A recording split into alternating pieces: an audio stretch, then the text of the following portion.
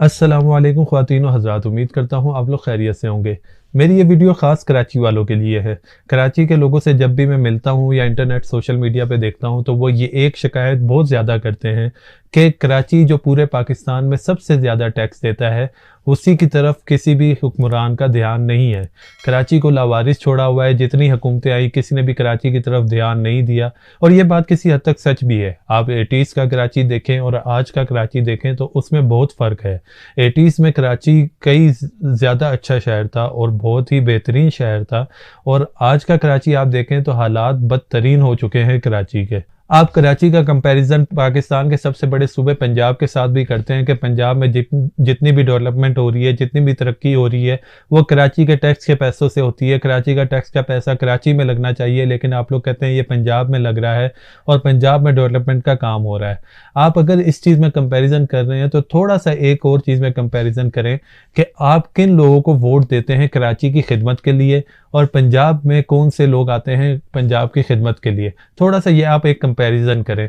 आप देखें कि पंजाब की नुमाइंदा जमात, जब मैं बोलता हूँ आपको कि पंजाब में किस जमात को सबसे ज़्यादा वोट मिलता है, तो आपके जहन में कौन सी पार्टी का नाम आता है? PMLN का ही नाम आता है अक्सर लोगों के जहन में। PMLN की जितनी भी इलेक्शन कैंपेन्स है आप वो निकाल के देख लें, किसी में भी उन्होंने पंजाब के नाम पे वोट नहीं मांगा। PMLN का सिर्फ जो है एक ही तरीकाकार है वोट मांगने का, और वो अपनी कारकर्दगी बताते हैं कि हमने मोटरवेज बनाई, हमने हॉस्पिटल्स बनाए, हमने यूनिवर्सिटीज़ बनाई, हमने लोड शेडिंग का मसला हल किया। यानी कि अपनी कारकर्दगी की बेस पे वोट लेते हैं। और पंजाब के लोग भी उनको वोट इसीलिए देते हैं क्योंकि उन्होंने पंजाब में काम करवाया, पंजाब की तरक्की की। आप अगर देखें पंजाब के जितने भी मेगा प्रोजेक्ट्स हैं वो PMLN के टाइम में ही हुए हैं। जब वजीर आला शहबाज शरीफ थे पंजाब के, उनके टाइम में ही बड़े बड़े प्रोजेक्ट्स हुए हैं पंजाब में तरक्की के। दूसरी तरफ इसके बरक्स अगर आप कराची में देखें तो आप अगर MQM को वोट डाल रहे हैं तो आप इस बेस पे वोट डालते हैं कि यार मैं उर्दू स्पीकिंग हूँ, मुहाजिर हूँ, इसीलिए मैं MQM को वोट दूंगा। अगर आप PP को वोट डाल रहे हैं तो आप इसीलिए PP को वोट दे रहे होते हैं क्योंकि आप सिंधी हैं और आपने पीपल्स पार्टी को ही वोट देना। आपके ख्याल में सिंध की नुमाइंदा जमात पीपल्स पार्टी है।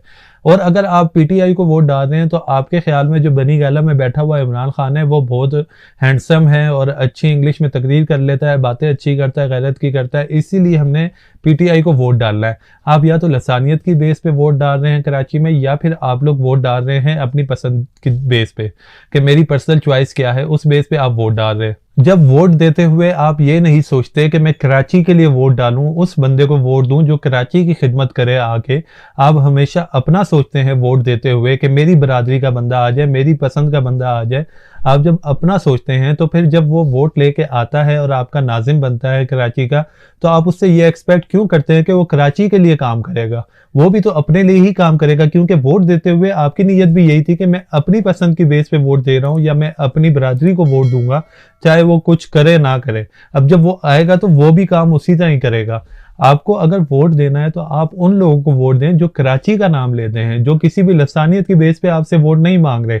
ना वो सिंधी का वोट मांग रहे हैं, ना मुहाजिर का। वो कह रहे हैं कि पूरे कराची के लोग हमें वोट दें, हम कराची के नुमाइंदा हैं, हम कराची के लिए काम करेंगे। जमातों से आप हट के इस चीज़ का कंपैरिजन करें, मकामी लीडरों को देखें। कौन सा ऐसा लीडर है जो कराची के मसाइल भी जानता है और उनका हल भी जानता है? ज्यादातर सियासी जमातों के लीडरों की आप तकरीरें सुन लें, वो आपको मसाइल तो बताएंगे और सारे मसाइल गिनवा के आखिर में कह देंगे हम आपके सब मसले हल कर देंगे। लेकिन एक वाहिद बंदा कराची में ऐसा है जिसको मसाइल भी पता है और 1 बाय 1 वो आपको उनका हल भी बताएगा। मैं बिल्कुल भी जमात इस्लामी का वोटर नहीं हूँ, ना उनका सपोर्टर हूँ, मुझे जमात इस्लामी से बहुत इख्तलाफात हैं। लेकिन अगर मैं कराची का रहायशी होता और मेरा वोट कराची में होता तो मैं इन बल्दियाती इंतखाबात बाद में हाफिज नईमुर रहमान को जरूर वोट डालता। इस वक्त वो वाहिद ऐसे इंसान हैं जो कराची का नाम ले रहे हैं, जो कह रहे हैं हम कराची की खिदमत करेंगे, हम आएंगे तो हम ये नहीं रोएंगे कि हमारे पास इख्तियारात नहीं है, हम कुछ नहीं कर सकते, हमारे हाथ बंधे हुए हैं। वोट डालने से पहले वोटर को क्या देखना चाहिए? जो सियासतदान वोट लेने आया है उसकी जबानी बातें तो ठीक है, उसकी जबानी बातों की हद तक भी उसको देखना चाहिए, लेकिन उसका माजी भी देखना चाहिए।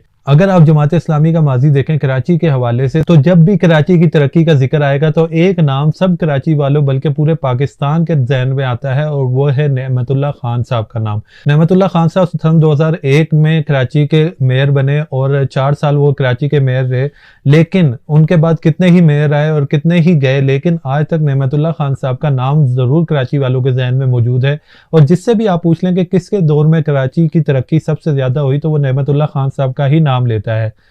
उनके दौर में बड़े बड़े प्रोजेक्ट्स हुए कराची में, उन्होंने काम करके दिखाया, कराची वालों के मसाइल हल करके दिखाए। तो ऐसा भी नहीं है कि जो आपके पास आ रहा है वोट लेने या आपसे कहने आ रहा है कि हमें कराची की नुमाइंदगी दी जाए, तो उसका कोई माजी नहीं है, उसका कोई बैकग्राउंड नहीं है।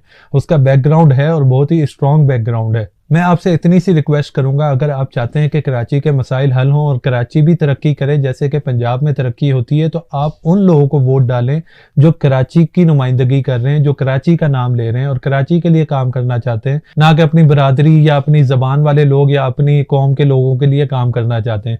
जब तक आप अपनी पर्सनल चॉइस पे या उन लोगों को वोट देते रहेंगे जो आपकी बरादरी या आपकी जबान या आपकी कौम से ताल्लुक रखते हैं, तो जब तक आप ये एक्सपेक्ट बिल्कुल ना करें कि वो आपके लिए, आपके शहर के लिए काम करेंगे आके। इन बल्दियाती इंतखाबात में उन लोगों को चुने जो कराची का नाम लेते हैं। उन लोगों को भी तो आजमा लिया ना, जो आप कहते थे कि आपकी नुमाइंदा जमाते हैं, उनको भी तो आजमा के देख लिया।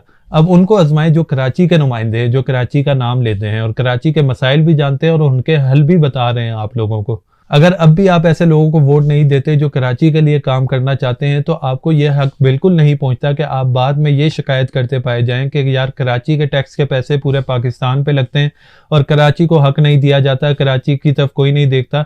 सबसे पहले कराची की तरफ आपने देखना है, क्योंकि आपके पास हक है वोट देने का।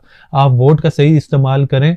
अगर आप वोट का सही इस्तेमाल करेंगे तो कराची को भी हक मिलेगा। जब कोई सही इंसान कराची का नाजिम बनेगा तो वो कराची को हुकूक भी दिलाएगा और आपके लिए काम भी करेगा। मेरी राय में इस वक्त हाफिज नईमुर रहमान कराची के वाहिद मकामी ऐसे लीडर हैं जिनमें कराची का नाजिम बनने की सलाहियत मौजूद है और वो कराची वालों के मसाइल हल कर सकते हैं। पूरी उम्मीद हमें रखनी चाहिए अल्लाह से। तो आखिर में एक बार फिर मैं कहूँगा कि ऐसे लोगों को वोट दें जो कराची के लिए सोचें, जो आपके शहर के लिए सोचें, ताकि वो आके आप लोगों के लिए कुछ काम करें और आप लोगों को भी सहूलतें मिलें जैसे आप दूसरे शहरों से या दूसरे सूबों से अपने आप को कंपेयर करते हैं।